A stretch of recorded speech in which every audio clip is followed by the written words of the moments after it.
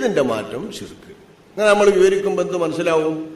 ഈമാൻ കാര്യങ്ങൾ ഒരുപാട് കാര്യങ്ങളുണ്ട്. ആ കാര്യങ്ങളുടെ കൂട്ടത്തിൽ അതിന്റെയൊക്കെ മൗലികമായ അടിസ്ഥാനപരമായ ഭാഗമാകുന്നു അള്ളാഹുവിന്റെ ഏകത്വം അംഗീകരിക്കുക, അള്ളാഹു മാത്രമാണ് ഇലാഹ് എന്ന് അംഗീകരിക്കുക, അള്ളാഹു മാത്രമാണ് ഇബാദത്തിന് അർഹൻ എന്ന് അംഗീകരിക്കുക എന്ന അടിസ്ഥാന തത്വം. ഈ അടിസ്ഥാന തത്വം ഉണ്ടെങ്കിലേ ബാക്കി ഈമാൻ കാര്യങ്ങളൊക്കെയും പരിഗണിക്കുള്ളൂല്ലോ. ആ അടിസ്ഥാന ഭാഗത്തിന്റെ പേരാണ് തൗഹീദ്. അപ്പൊ ഈമാനിന്റെ കാര്യങ്ങളിൽ നിന്ന്, ഈമാനിന്റെ ഒരുപാട് സംഗതികളിൽ നിന്ന് അള്ളാഹുവുമായി ബന്ധപ്പെട്ട് നിൽക്കുമ്പോൾ നമുക്ക് എന്തൊക്കെ വിശ്വസിക്കണം, അള്ളാഹുവിനെ കൊണ്ടുള്ള വിശ്വാസത്തിന്റെ ഭാഗമായി നമ്മൾ എന്തൊക്കെ അംഗീകരിക്കണം, ആ കാര്യങ്ങൾ മുഴുവൻ ഉൾക്കൊള്ളുമ്പോൾ അതിന്റെ ശബ്ദമാണ് തൗഹീദ് തൗഹീദ് തൗഹീദ് എന്ന് പറയുന്നത്. അതേപോലെ തന്നെ ശിർക്കും ഈ തൗഹീദിന്റെ മാറ്റം. അപ്പൊ ഈമാൻ എന്നതിന്റെ പോലെ നേരെ മറിച്ചുള്ള മറുഭാഗത്തെ ഒന്നാണ് കുഫർ. ഈ കുഫർ എന്ന വിശാലമായ കാഫിറാവുക എന്ന, ഇസ്ലാമിൽ നിന്ന് പുറത്തു പോവുക അല്ലെങ്കിൽ ഇസ്ലാം ഇല്ലാതിരിക്കുക എന്ന വിശാലമായ കുഫറിൽ അള്ളാഹുവുമായി ബന്ധപ്പെട്ടുകൊണ്ട്, അള്ളാഹുവിന്റെ ഏകത്വത്തിന്റെ വിശ്വാസവുമായി ബന്ധപ്പെട്ടുകൊണ്ട് ഭംഗം വരുന്നതും എതിര് വരുന്നതുമാണ് ശിർക്ക്. ശിർക്ക് എന്നറിയുന്ന വമ്പൻ കുഫർ. ഇത് സാധാരണ നമ്മൾ മനസ്സിലാക്കാതെയോ വിശദീകരിച്ചു കൊടുക്കാതെയോ ഒക്കെ കൂട്ടിയിട്ടിട്ട് പഠിക്കും. ഇതുകൊണ്ട് ഒരുപാട് പ്രശ്നങ്ങളും വരും. ഇപ്പൊ നമ്മൾ തൗഹീദ് ശിർക്ക് എന്ന് സംസാരിക്കുമ്പോഴുള്ള ഈ ശിർക്ക് അള്ളാഹുവിന്റെ റസൂല് ഉച്ചാടനം ചെയ്യാനും വിപാടനം ചെയ്യാനും വേണ്ടി വന്നിട്ടുള്ള കാര്യങ്ങളുടെ കൂട്ടത്തിൽ വെച്ച് അതിഗൗരവതരമായിട്ടുള്ളതാണ് എന്ന് കഴിഞ്ഞ ക്ലാസ്സിൽ നിന്നും നമ്മളിപ്പോ ഈ മനസ്സിലാക്കുന്നതിൽ നിന്നും നമ്മൾ ഗ്രഹിക്കണം. അതിഗൗരവം. ഞാൻ അതിന്റെ അപ്പുറത്തേക്കൊന്നില്ല. ഇന്ന ശിർക്കൽ ദുൽമുൻ അദീം എന്ന് പറയുന്നത് അതാണ്. കുഫർ എന്ന് പറഞ്ഞാലോ, ഞാൻ നേരത്തെ പറഞ്ഞ മാതിരി മുസഹപ്പെടുത്തി ചീന്തി ഒരാള് ഇത് നിസ്സാരമാക്കിയിട്ട് മനസ്സിന്റെ അകത്ത് തന്നെ അത് കീന്താമെന്നുള്ള വിശ്വാസം ഉണ്ടെങ്കിൽ അയാൾ കാഫിറായി. 5 വഖത്ത് നിസ്കാരത്തിന്റെ നിർബന്ധം അത് അംഗീകരിക്കാൻ ഒരാൾ കൂട്ടാക്കിയില്ല, ഒരാൾ നിഷേധിച്ചു, അയാൾ കാഫിറായി. മനസ്സാ നിഷേധിച്ച കാഫിറായി. ശിർക്കല്ലത്. ശിർക്ക് വരുന്നില്ല അവിടെ. ശിർക്ക് എന്ന് പറയുമ്പോൾ അത് അള്ളാഹുവുമായി ബന്ധപ്പെട്ടുള്ള വിശ്വാസത്തിൽ വരുന്ന ഏറ്റവും വലിയ അബദ്ധമാണ്, അപരാധമാണ്. അതാണ് അല്ലാഹു തആല പറയുന്നത് ഇന്ന ശിർക ലദുൽമുൻ അദീം. ശിർക്ക് എന്ന് പറയുന്നതാണ് അതിഭയങ്കരമായ അക്രമം.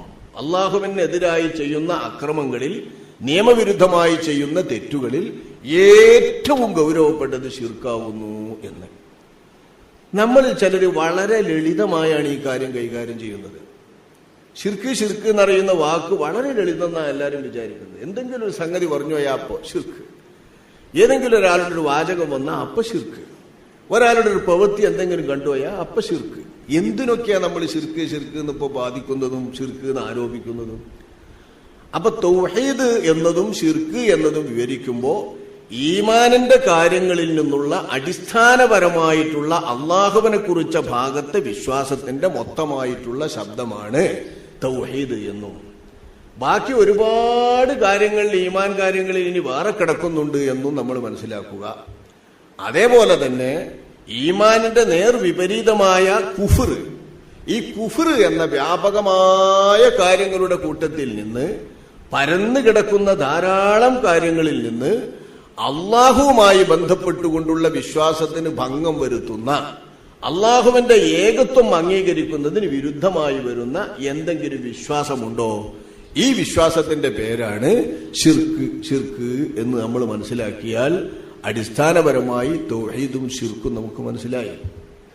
അഷ്റഫുൽ ഖൽഖ് സ്വല്ലല്ലാഹു അലൈഹി വസല്ലമ തങ്ങൾ കഴിഞ്ഞ തവണ നമ്മൾ പറഞ്ഞതുപോലെ മക്കത്ത് ജീവിച്ച 13 വർഷത്തെ അള്ളാഹുവിന്റെ റസൂലിന്റെ ദഅവത്തിന്റെ കാലത്ത്, പ്രബോധനത്തിന്റെ കാലത്ത് അള്ളാന്റെ റസൂല് വളരെ പണിപ്പെട്ട് പരിശ്രമിച്ച് അഷ്റഫുൽ ഖൽഖ് സ്വല്ലല്ലാഹു അലൈഹി വസല്ലമ തങ്ങൾ നല്ലവണ്ണം ജനങ്ങളെ പഠിപ്പിച്ചത് ഈ ശിർക്കിനെയായിരുന്നു, ഈ ശിർക്കിനെതിരായിരുന്നു, തൗഹീദിന്റെ വിശ്വാസമായിരുന്നു. ആ വിശ്വാസത്തെ പഠിപ്പിക്കാൻ ഇത്രയധികം കാലം, ആകെ അള്ളാഹുവിന്റെ റസൂലിന്റെ പ്രബോധനത്തിന്റെ കാലം 20 കൊല്ലാണല്ലോ. നമ്മൾ കണക്കൂട്ടിയ 20 കൊല്ലം. ഈ 20 കൊല്ലത്തെ പ്രബോധനത്തിലെ പകുതി ഭാഗം മക്കത്ത് 10 കൊല്ലം, 3 കൊല്ലം എന്റെ മുമ്പും. അങ്ങനെ 10 കൊല്ലം അഷ്റഫുൽ ഖൽഖ് സ്വല്ലല്ലാഹു അലൈഹി വസല്ലമ തങ്ങൾ മക്കത്ത് കഴിച്ചുകൂട്ടിയത് മക്കത്തെ ജനങ്ങളിൽ അള്ളിപ്പിടിച്ചു നിന്ന നൂറ്റാണ്ടുകളായി അവരിൽ ജീർണിച്ചു കിടന്നിരുന്ന ശിർക്ക് എന്ന മഹാ അപരാധമായ ഏറ്റവും മോശപ്പെട്ട വിശ്വാസത്തെ തൂത്തുമാറ്റുവാനും അതിനെ ഇല്ലായ്മ ചെയ്യുവാനുമായിരുന്നു എന്ന് വരുമ്പോ എത്ര ഗൗരവതരമാണിത് എന്നാണ്. ഈ ഗൗരവം നമ്മൾ കുറച്ച് കാണാൻ പാടില്ലല്ലോ. ശിർക്കിന്റെ, തെറ്റിന്റെ, അപരാധത്തിന്റെ ഗൗരവം നമ്മൾ കുറച്ച് കാണാൻ പാടില്ല. അതിന്റെ നേർ വിപരീതമായ തൗഹീദിന്റെ വലുപ്പവും സ്ഥാനവും അതും നമ്മൾ ഇടിച്ചു കാണാൻ പാടില്ല. അത് വളരെ വലിയ സ്ഥാനമുള്ള വിശ്വാസമാകുന്നു എന്ന് പറയണം. എന്നാൽ ഒരു മനുഷ്യൻ മുവഹിദാണ്, ഓൻ തൗഹീദ് ഉണ്ട് എന്ന് പറയണമെങ്കിൽ ഈമാൻ കാര്യം മുഴുവൻ ഉണ്ടാവണം. എന്നാലേ അയാൾക്ക് തൗഹീദ് ഉണ്ട് എന്ന് വിശേഷിപ്പിക്കൂ. ഒരാളെ മുവഹിദ് എന്ന് പറയുന്ന കാര്യവും തൗഹീദ് എന്നറിയുന്ന ഒറ്റക്കെടുത്തിട്ടുള്ള കാര്യവും ഇത് രണ്ടും രണ്ടായിട്ട് നമ്മൾ മനസ്സിലാക്കണം. ഒരാൾക്ക് തൗഹീദ് ഉണ്ട് എന്ന് പറയണമെങ്കിലും ഈമാൻ ഉണ്ട് എന്ന് പറയണമെങ്കിലും ഇസ്ലാം ഉണ്ട് എന്ന് പറയണമെങ്കിലും വിശ്വസിക്കേണ്ട കാര്യങ്ങൾ മുഴുവൻ വിശ്വസിക്കുമ്പോഴേ നമ്മൾ അയാൾ തൗഹീദ് ഉണ്ട് എന്ന് പറയുള്ളൂ. പക്ഷേ ഈമാൻ കാര്യങ്ങളിൽ നിന്ന് അടിസ്ഥാനപരമായിട്ടുള്ള ഭാഗമാണ് തൗഹീദ് എന്നതിന് നിർവചിക്കുമ്പോൾ വരിക. അതുപോലെ തന്നെ കുഫ്ർ എന്ന വിശാലമായ കാര്യങ്ങളിൽ നിന്ന് അടിസ്ഥാനപരമായി അള്ളാഹുവിനെ ബാധിക്കുന്ന, അള്ളാഹുവിന്റെ വിശ്വാസത്തെ ബാധിക്കുന്ന അപരാധമാണ് ശിർക്ക്. ഇത് 10 കൊല്ലം അഷ്റഫുൽ ഖൽഖ് സ്വല്ലല്ലാഹു അലൈഹി വസല്ലം തങ്ങൾ പഠിപ്പിച്ച ശേഷമാണ് ഹിജ്റയുടെ കൽപ്പനയും അനുവാദവും അള്ളാഹുവിന്റെ റസൂലിനുണ്ടായി നബി തങ്ങൾ മദീനത്തേക്ക് പോകുന്നത്. മക്കത്ത് വെച്ച് ഈ 10 വർഷത്തിനകത്ത് മിഅ്റാജിന്റെ രാത്രിയിൽ 5 വഖ്ത് നിസ്കാരം നിർബന്ധമാക്കി എന്ന കർമ്മപരമായിട്ടുള്ള ഒരു നിർബന്ധ കാര്യം ഒഴിച്ചാൽ സക്കാത്ത് നിർബന്ധമാവുന്നത് മദീനത്തെ ജീവിതകാലത്താണ്, നോമ്പ് നിർബന്ധമാവുന്നത് മദീന ജീവിതകാലത്താണ്, സക്കാത്തിലെ വിവിധ ഇനങ്ങൾ നിർബന്ധമാവുന്നത് മദീന ജീവിതകാലത്താണ്, ഹജ്ജ് നിർബന്ധമാവുന്നത് മദീന ജീവിതകാലത്താണ്, അടിസ്ഥാനപരമായ കാര്യങ്ങളൊക്കെ നിർബന്ധമാവുന്നത് മദീന ജീവിതകാലത്താണ് എന്ന് മനസ്സിലായാൽ മക്കത്ത് തൗഹീദ് സ്ഥാപിക്കാനാണ് അള്ളാന്റെ റസൂൽ ഇത്രയും കാലം ചെലവഴിച്ചത് നമുക്ക് ബോധ്യപ്പെടുമല്ലോ. എന്തായിരുന്നു ആ ജനതയിൽ അള്ളിപ്പിടിച്ച ശിർക്ക്? ചിലര് ആ ജനതയുടെ ശിർക്കാണ് നമ്മളിൽ ആരോപിക്കുന്നത്, ലോകത്തെ മുസ്ലിമീങ്ങളിൽ ആരോപിക്കുന്നത്. ഇത് വിഷയവുമായി ബന്ധപ്പെട്ട് നമ്മൾ മനസ്സിലാക്കേണ്ട വളരെ പ്രധാനപ്പെട്ട ഒരു കാര്യമാണ്. ആരെക്കുറിച്ച് ആരുമായി ബന്ധപ്പെടുത്തി താരതമ്യം ചെയ്താണ് സംസാരിക്കുന്നതെന്ന് നിരൂപിച്ചു നോക്കി നിങ്ങൾ. അള്ളാന്റെ റസൂല് വരുന്ന കാലത്തെ മക്കത്തെ മുശ്രിക്കുകളുടെ നില എന്താണ്? അവരെ അള്ളാഹുവിന്റെ റസൂലും വിശുദ്ധ ഖുർആനും ഉണർത്തിയിരിക്കുന്നത് ഏതെല്ലാം വിധത്തിലാണ്?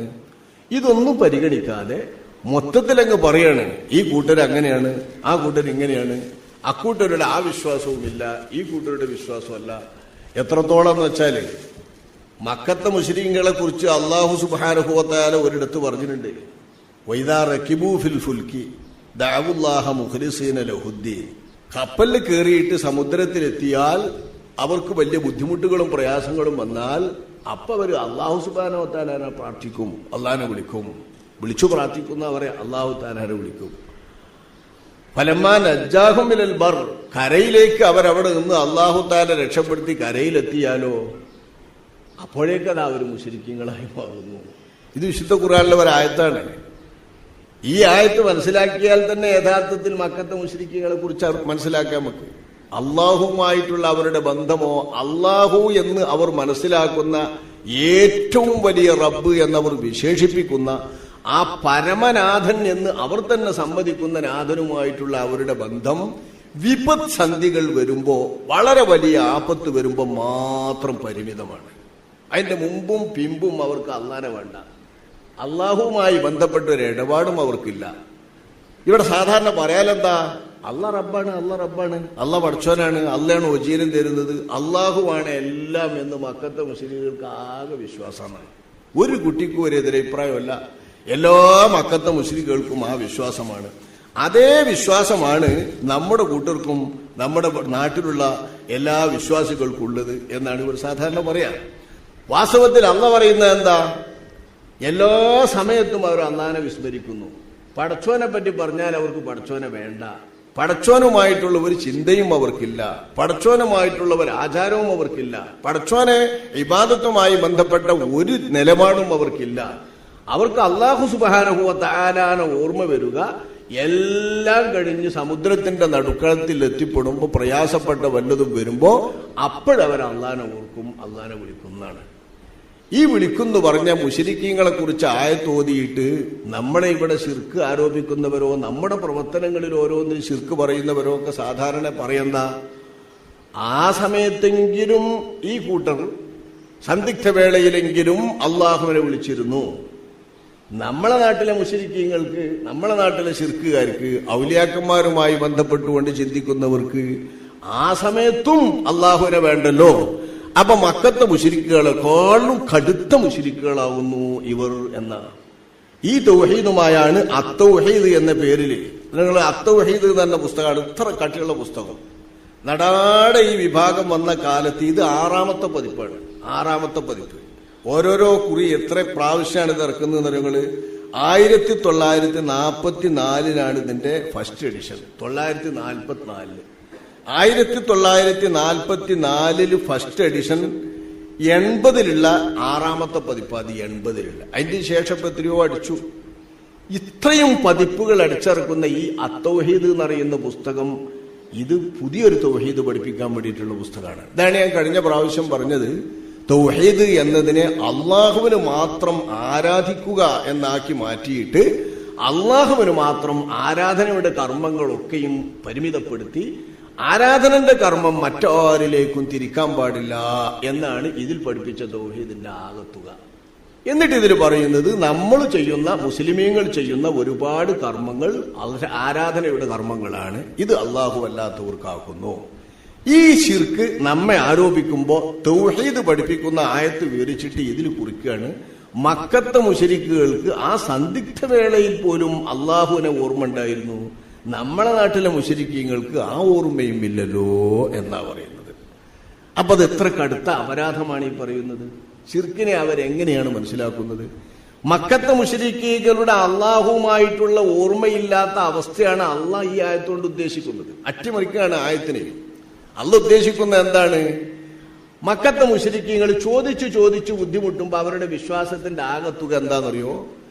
അള്ളാഹ്ന്നറിയുന്ന മഹേശ്വരൻ എന്ന് മലയാളത്തിൽ പറയാവുന്ന ഏറ്റവും സൃഷ്ടാവും എല്ലാ നിയന്താവും എന്ന് എല്ലാ അർത്ഥത്തിലും ഏവരും സമ്മതിക്കുന്ന അള്ളാഹു എന്ന് അറബികൾ പരമ്പരാഗതമായി വിളിച്ചു വരുന്ന ആ അള്ളാഹു ആണ് എല്ലാ റബ്ബുകളുടെയും വലിയ റബ്ബ്, എല്ലാ ഇലാഹുകളുടെയും വലിയ ഇലാഹ്. ആ ഇലാഹിന്റെ കീഴെയുള്ള താഴെയുള്ള ദൈവങ്ങളാണ് ബാക്കി ദൈവങ്ങളൊക്കെ നാം മക്കത്തെ മുശ്രിക്കുകൾ. അപ്പൊ സന്ദിഗ്ധ വേളയിൽ ഏറ്റവും പ്രയാസം വരുമ്പോ അവർ ആ വലിയ ദൈവം എന്ന് വിശ്വസിക്കുന്ന അള്ളാഹുവിനെ വിളിക്കുകയാണ്. അതിന്റെ താഴെയുള്ള വിഷയങ്ങളിലും അതിന്റെ താഴെയുള്ള കാര്യങ്ങളിലും അവർ അള്ളാഹുവിനെ വേണ്ട. പൂജയില്ല അവർക്ക് അള്ളാഹു വേണ്ട, ആരാധനയില്ല അള്ളാഹു വേണ്ട, ഒട്ടകങ്ങളെ നേർച്ചയാക്കുമ്പോ അള്ളാഹു വേണ്ട, മൃഗങ്ങളെ ബലിയാക്കിയിട്ട് വെക്കുമ്പോഴോ മൃഗങ്ങളെ നേർന്നിട്ട് വെക്കുമ്പോഴോ പല ജാതി ആചാരം അവരുണ്ടാക്കിയിട്ടുണ്ട്. ഇതൊക്കെ വിഗ്രഹ ദൈവങ്ങൾക്ക് വേണ്ടി, അതൊക്കെ അവർ സ്വന്തം സൃഷ്ടിച്ച ദൈവങ്ങൾക്ക് വേണ്ടി, കൽദൈവങ്ങൾക്ക് വേണ്ടിയിട്ടുള്ള ഇടപാട്. ഈ കൽദൈവങ്ങൾക്ക് വേണ്ടി വെച്ച ഇടപാടുകളൊക്കെ നടത്തിക്കൊണ്ട് അതിൽ മാത്രം സായുജ്യമടന്ന് ജീവിക്കുന്ന ആ മുശ്രിക്കീങ്ങളുടെ ശിർക്കാണ് നമ്മുടെ ശിർക്ക് എന്ന് പറഞ്ഞാൽ. അള്ളാഹുവിന്റെ റസൂല് 10 കൊല്ലം ഈ മുശ്രിക്കീങ്ങളുടെ മുമ്പിൽ അവരുടെ ശിർക്ക് മാറ്റാൻ വേണ്ടി കഠിനാധ്വാനം ചെയ്ത ആ ശിർക്ക് എത്ര വിലയിടിച്ചിട്ട് കുറച്ചിട്ടാ കാണിക്കുന്നത്.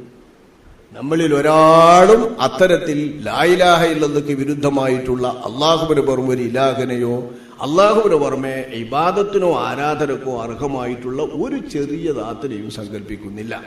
അതുകൊണ്ട് തന്നെ ശിർക്കുമായി ബന്ധമില്ല. ഈ ബന്ധമില്ല